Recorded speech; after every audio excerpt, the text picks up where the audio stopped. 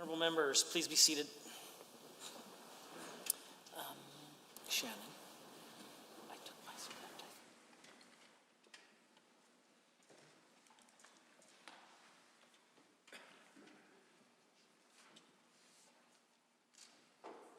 Messages from Her Honor, the Honourable Lieutenant Governor. The Honourable President of Treasury Board and the Minister of Finance.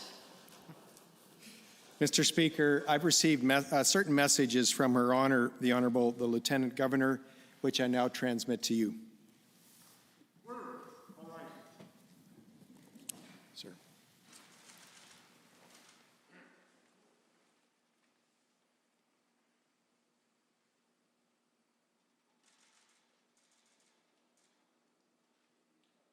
The Lieutenant Governor transmits estimates of certain sums required by the offices of the legislature for the service of the province for the fiscal year ending March 31st, 2022, and recommends the same to the Assembly.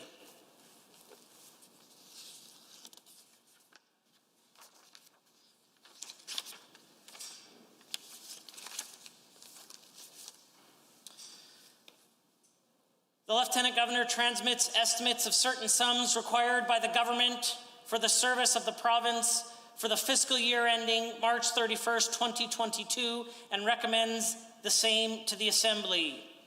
Please be seated.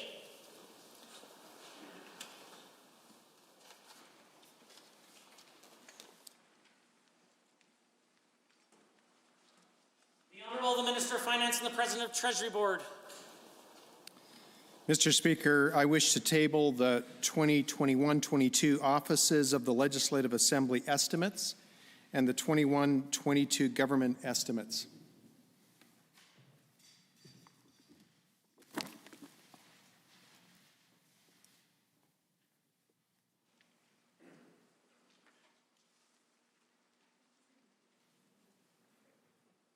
Sorry, Honourable Minister of Finance, do you have an additional tabling to make?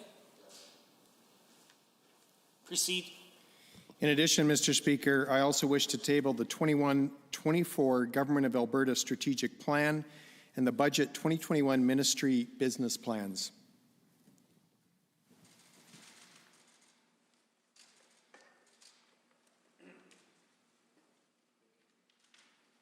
Under government motions, motion number 61, Honourable Mr. Taves. The Honourable the Minister of Finance and the President of Treasury Board. Mr. Speaker, I now wish to table the government's 2021-24 fiscal plan and move government motion 61 that the Assembly approve in general the business plans and fiscal policies of the government as presented in the Assembly on February 25th, 2021.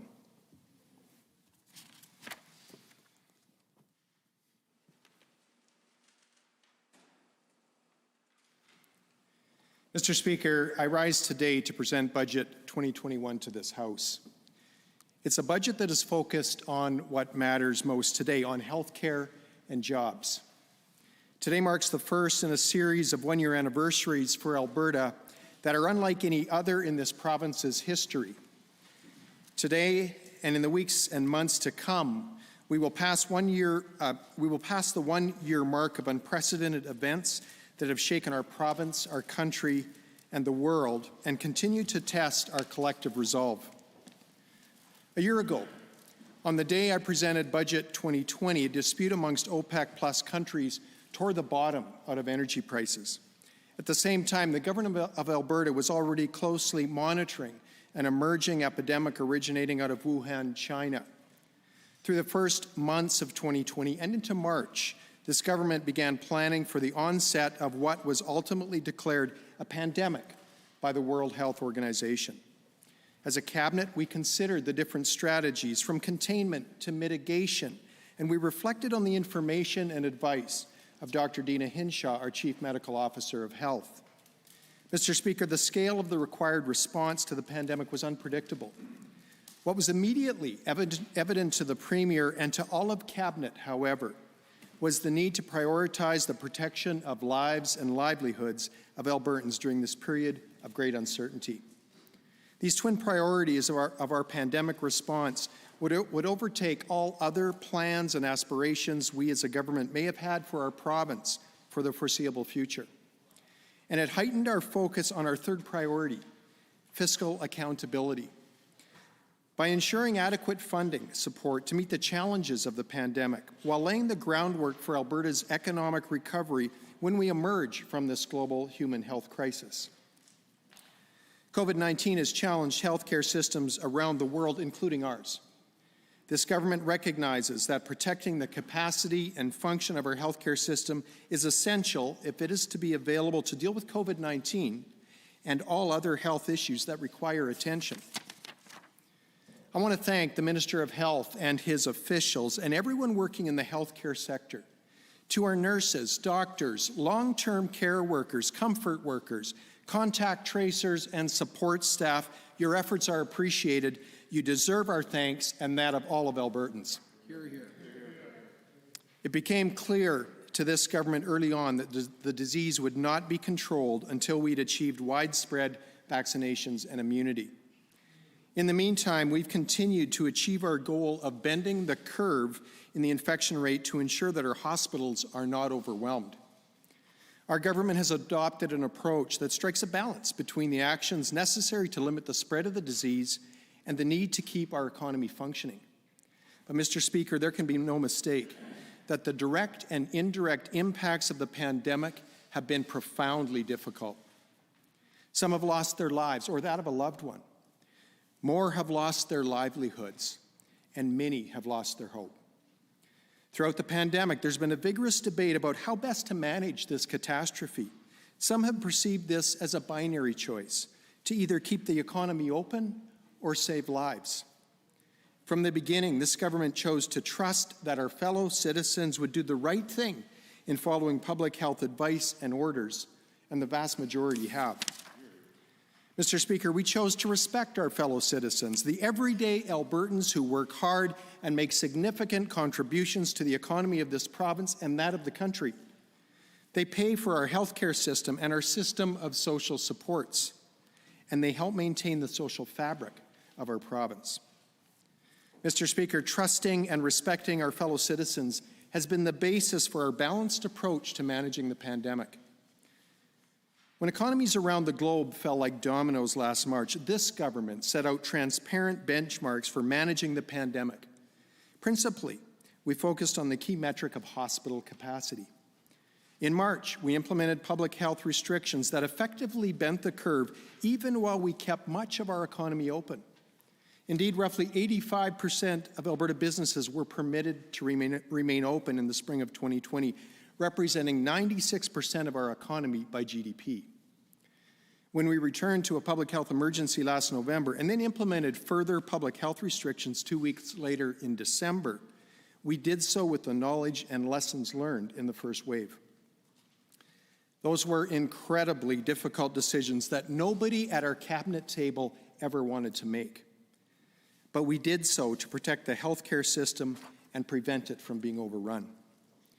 Mr. Speaker, when we presented our first budget in October 2019, it fulfilled our platform commitment to maintain the healthcare budget. We continue to honor that commitment in Budget 2020, and when the global pandemic was declared, we immediately added $500 million to healthcare.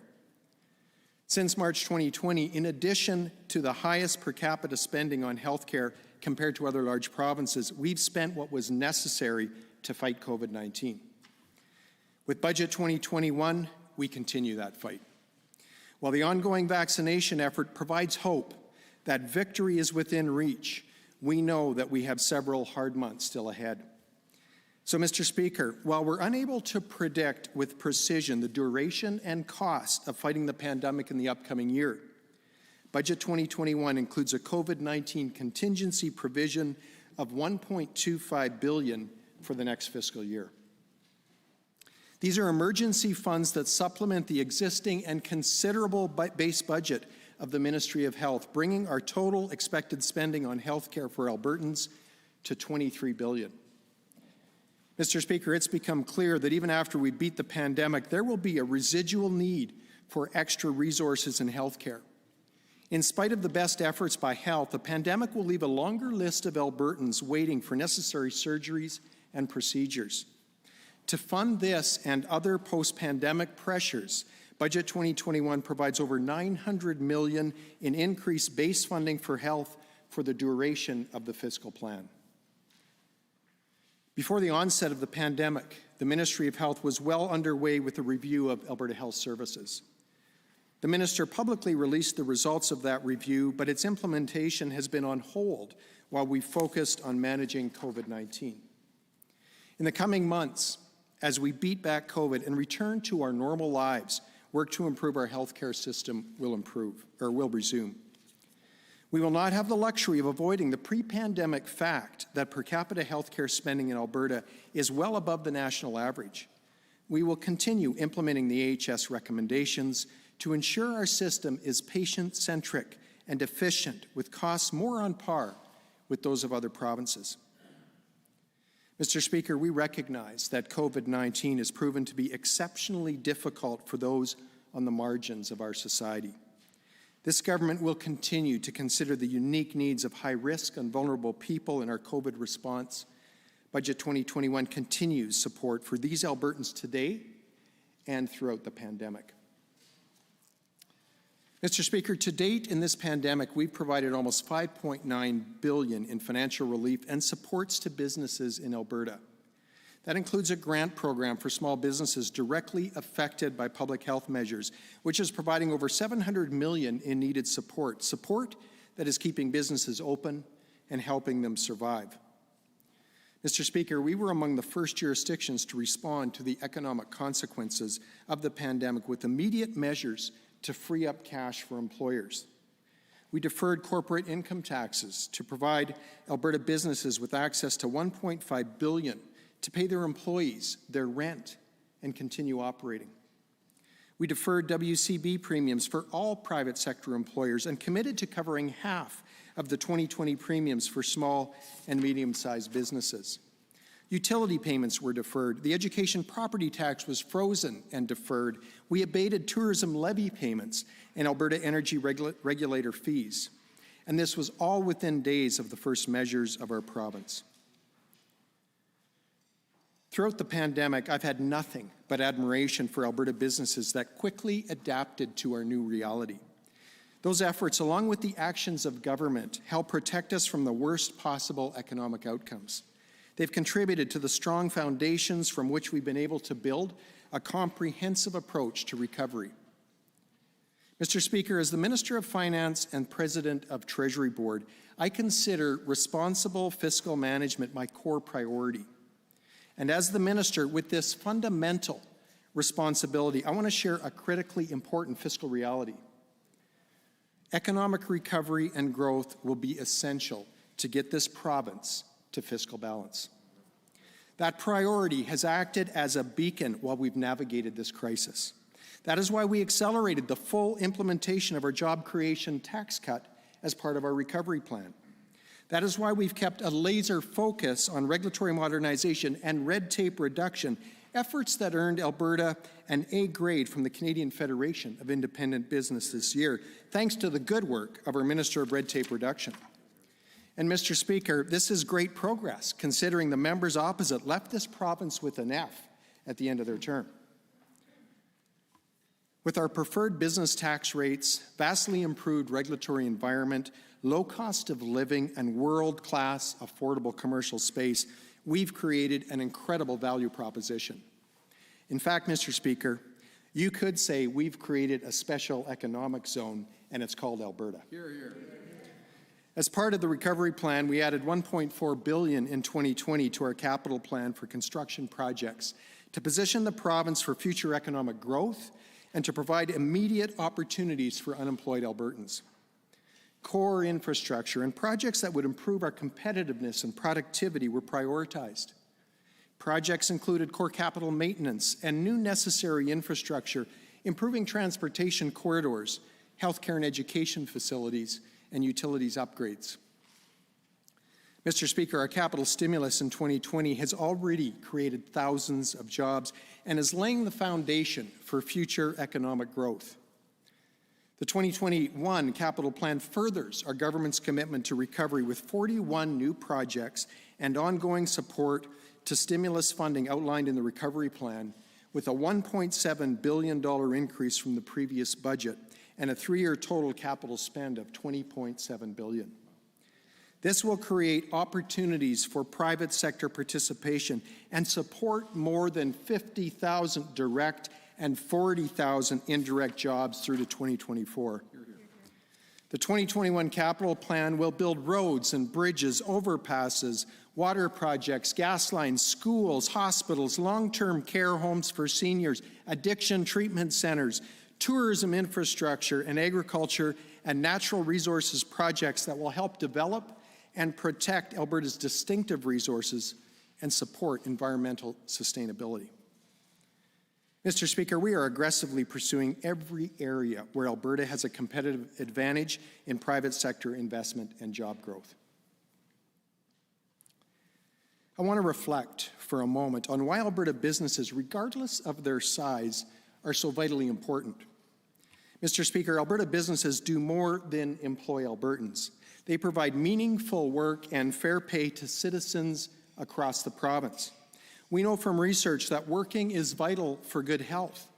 It promotes independence and personal achievement, supports healthy social engagement and connection. There is pride and great purpose in meaningful work and in providing for oneself and one's family.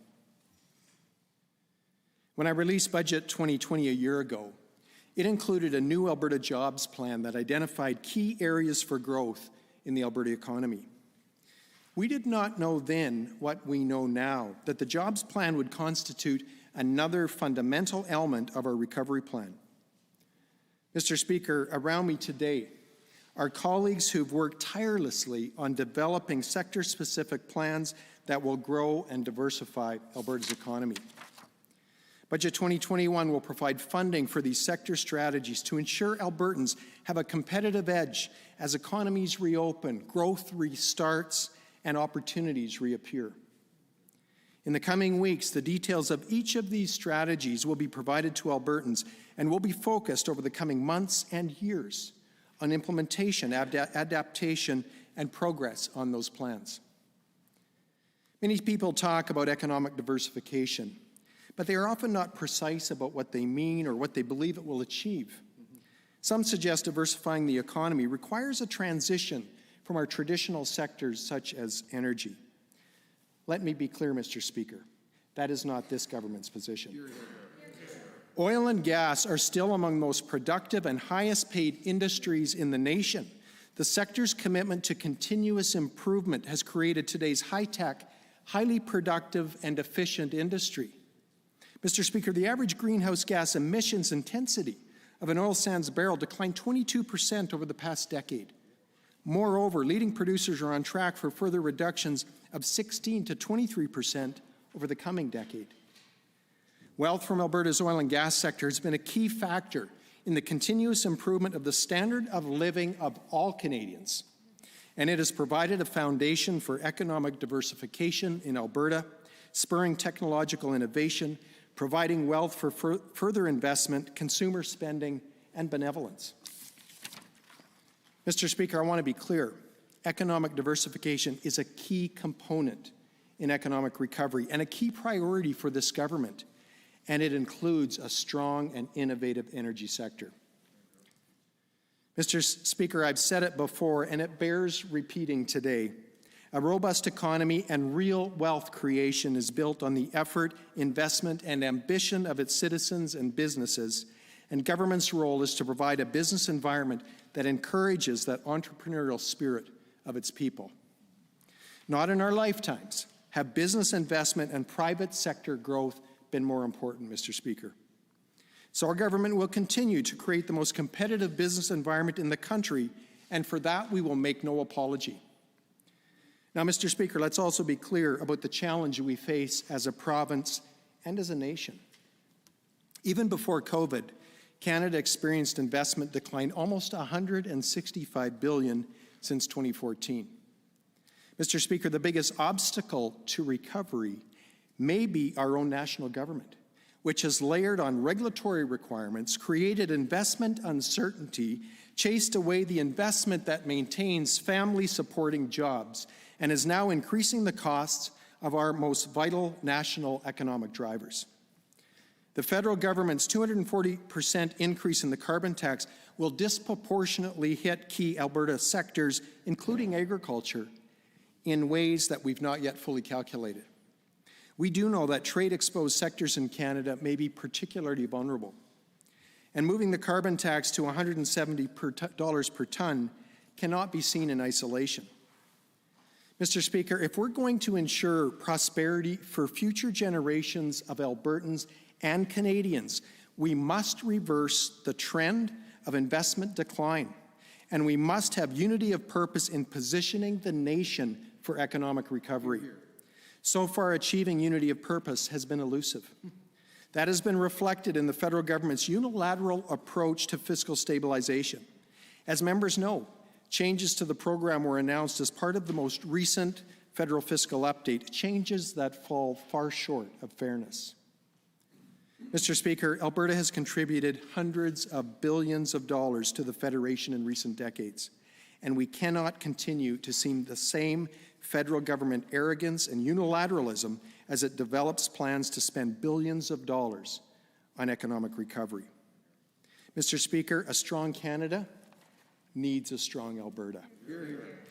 And so I would ask the federal government to respect Albertans' priorities, whether that is further technological innovation in our oil and gas sector, or broadband to serve rural Albertans, or fairness in fiscal stabilization, or other initiatives that are defined by Albertans for Alberta. Budget 2019, the first budget of this government, put the province on a credible fiscal path to balance by 2023, a commitment we made to Albertans in our platform. Mr. Speaker, I want to be clear with Albertans. While balancing the budget remains a high priority for this government, the pandemic and the resulting economic realities have significantly impacted the revenues of the province and will delay the timing of a balanced budget. When I released the mid-year budget update last November, it included a set of fiscal anchors. These anchors will inform and guide government decisions and ensure we're best positioned for fiscal recovery. First, we will bring our spending in line with that of other provinces on a per capita basis.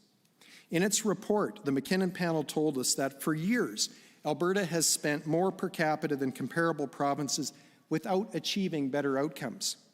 We began taking steps toward bringing spending down in 2019, and outside of our pandemic response, we've made good progress, but there's more to do. Second, we will keep our debt manageable by keeping Alberta's net debt to GDP ratio below 30%. GDP is a measure of economic output and has a strong correlation to a jurisdiction's own ability to generate revenues. The ratio indicates a government's ability to repay its current debt and reflects its balance sheet strength. The higher the ratio, the greater the burden on government to repay. Third, once we see our way clear of the pandemic, we will present a clear path and timeline for balancing the budget. Mr. Speaker, to put the province on a trajectory for fiscal recovery, perhaps the most important fiscal anchor that is to align Alberta's spending levels and outcomes with that of comparative provinces and take actions to be at least as efficient. All governments face tough choices, Mr. Speaker. In Alberta, for too long, governments avoided that fate. The public sector grew, costs escalated. Even in years with $100 per barrel oil, governments in this province could not balance the budget. And while our spending has temporarily and necessarily risen to meet the challenges of the pandemic and the resulting economic crisis, Budget 2021 continues the long-term expenditure trajectory laid out in our first budget, Budget 2019, and will align our spending with that of comparator provinces within the term of the fiscal plan. One area where we can no longer delay is addressing a public sector salary structure in Alberta that has for decades been an outlier compared to that in other provinces. Mr. Speaker, I want to address public sector workers directly. To each and every Albertan who works in the public sector, I say thank you for the work that you do. Many of you have gone above and beyond your regular responsibilities, responding to needs created by the pandemic. Your contribution matters, and it's not gone unnoticed. However, addressing public sector salary structure is required to protect government services and ensure a sustainable fiscal trajectory for the province. And it's a decision supported by significant data that shows the many ways our compensation is greater than that of other provinces. Perhaps if previous governments had shown restraint, we would not have had to confront this issue. But simply put, we no longer have the revenue to justify higher comparative wages, especially at a time when many Albertans throughout this province have either experienced a wage reduction or lost their job entirely. That reality has further impacted government's revenue that pays for services and for the wages of public servants. We see other governments here and abroad rapidly escalating their debt. We've had to do so ourselves over the past year and over the course of this fiscal plan. We do so reluctantly, Mr. Speaker, and with clearly articulated fiscal anchors that mitigate against excess and position the province for fiscal recovery. Because we know that every time we borrow money, we are taking away opportunity and potential from future Albertans. And we know that while many want to believe that interest rates will stay low forever, we must anticipate what rising interest rates will do to the repayment of debt here in Alberta and in Canada. It's critical that Alberta students receive a world-class, high-quality education. And that starts with stable funding for school authorities. Our commitment to stable and predictable education funding is why we introduced the new K-12 funding model in 2020. We remain committed to providing school authorities with the resources they require to support safe learning in all Alberta students, or for all Alberta students. Approximately $130 million will be provided to school authorities in COVID mitigation funding that would have been removed from the education system because fewer students enrolled in the 2020-21 school year. And as we protect our funding in education and even increase our funding in health, we are also continuing to find ways to bring the costs of public services in Alberta more in line with those in other provinces. Those are tough choices, and I want to thank my colleagues on Treasury Board who worked so diligently over the last several months to help make those decisions. Mr. Speaker, Budget 2021 demonstrates that we're committed to sustainability, to adequate funding for necessary programs that is better calibrated to the costs in other jurisdictions and maintains our net debt to GDP ratio under 30%. That is a sustainable path. Sustainability means that we've assessed what the future generations can bear, and we believe they can maintain these levels of benefits without the need for levels of taxation that will undermine productivity, prosperity, and personal aspiration. When taxes are too high, they discourage work. They undermine personal savings. They chase away investment, and they suffocate innovation. Mr. Speaker, this budget announces no new taxes or tax increases. To those who would suggest we should simply raise taxes, I say no. Raising taxes at the best of times impedes economic growth, and with the challenges we face today, it would undermine the economic recovery that is so essential. So while a third-party review of the efficiency and appropriateness of our revenue structure will be important in the future, our immediate fiscal focus is on growing the economy and delivering government services most efficiently.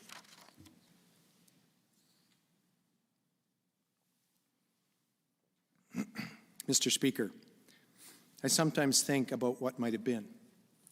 I think about how, if past governments in Alberta had maintained fiscal discipline, we could have increased holdings in the Heritage Fund, reduced or eliminated ongoing deficits, and avoided massive debt.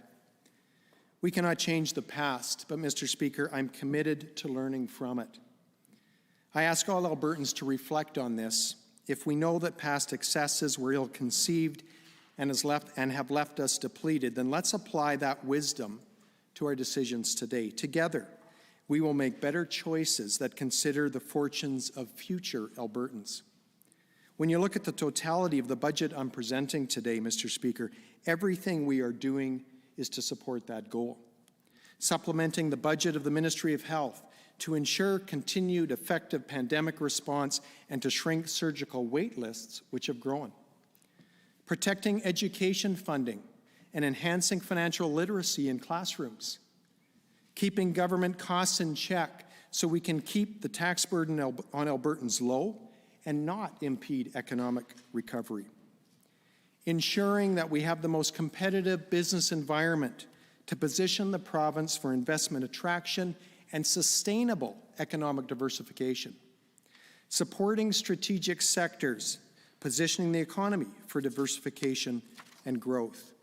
Continuing with strategic infrastructure projects to employ Albertans now. Seeking a fair deal within the Federation to fight for the interests of Albertans. Mr. Speaker, over this last year, there are countless Alberta stories of resilience, innovation, and compassion. And we've witnessed Alberta's famous entrepreneurial spirit rise to the occasion. People are betting on Alberta by launching new business ventures, from fishing gear rentals in Edmonton, opening a new restaurant in the city's historic Transit Hotel building, or perfecting the process to recycle plastic waste into fence posts in Vermilion. Orpix Medical Technologies, a Calgary-based company, will create up to 100 jobs and provide over 40 million locally made medical masks to Alberta Health Services. That entrepreneurial spirit is fundamental to economic growth. So, Mr. Speaker, in spite of our present affliction, I remain very hopeful for the future of this province.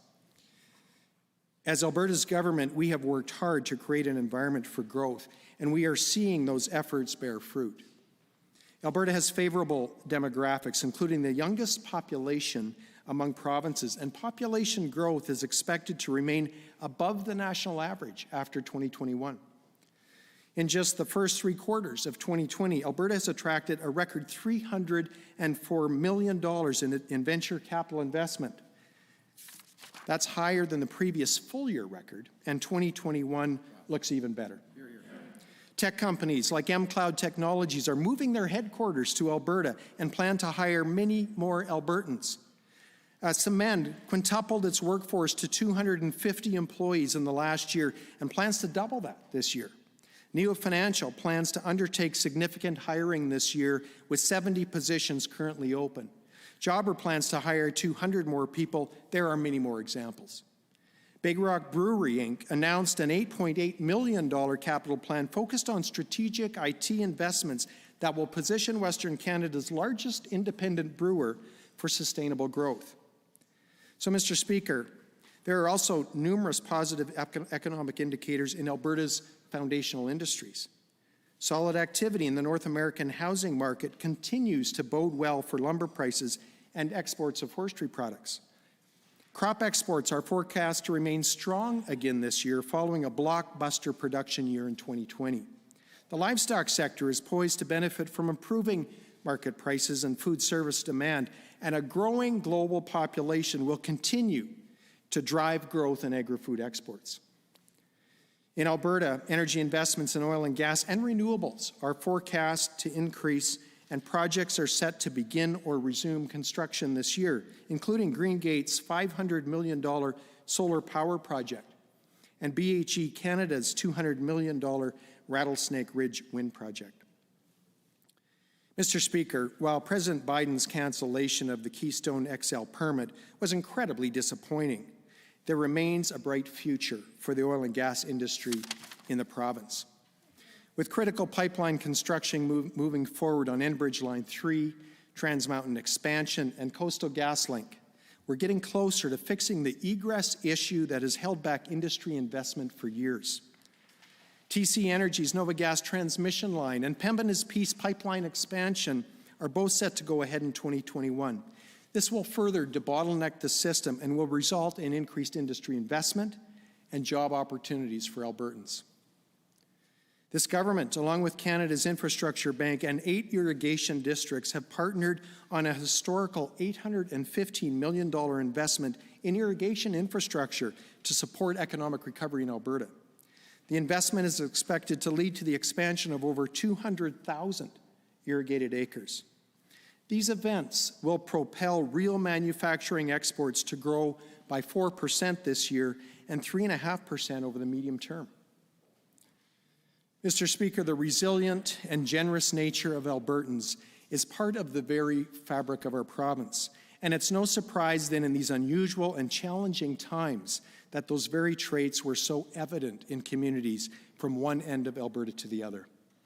In my community, for example, the Salvation Army Kettle Fund exceeded its annual goal by over $270,000. Mobile flower trucks were routinely sold out as local businesses bought flowers for every senior in nearby care homes. And school children formed parades to brighten the day of those who were shut in. A Calgary landlord notified all tenants in a 3-story walk-up that rent was free for December. And an elderly veteran's bill was paid by a stranger who said, "God bless veterans, lest we forget." And I have to mention the 91-year-old who shoveled his neighbor's driveway. Most significant, however, were the small acts of kindness, ingenuity, and generosity that didn't make the headlines, but made a world of difference in the life of a neighbor, a stranger, or a community. Mr. Speaker, there are tangible reasons for hope and optimism. And while we can be confident that better times and economic growth will return, we cannot be certain about the full time frame of that return to normal. So let me assure you, Alberta's government will remain nimble to respond to emerging needs. We will be transparent in the midst of uncertainty. We will continue to follow through on our commitments so that every Albertan can feel confident as we continue to navigate through these challenging times together. And Mr. Speaker, we will stick with Albertans every step of the way. Thank you. Hear, hear.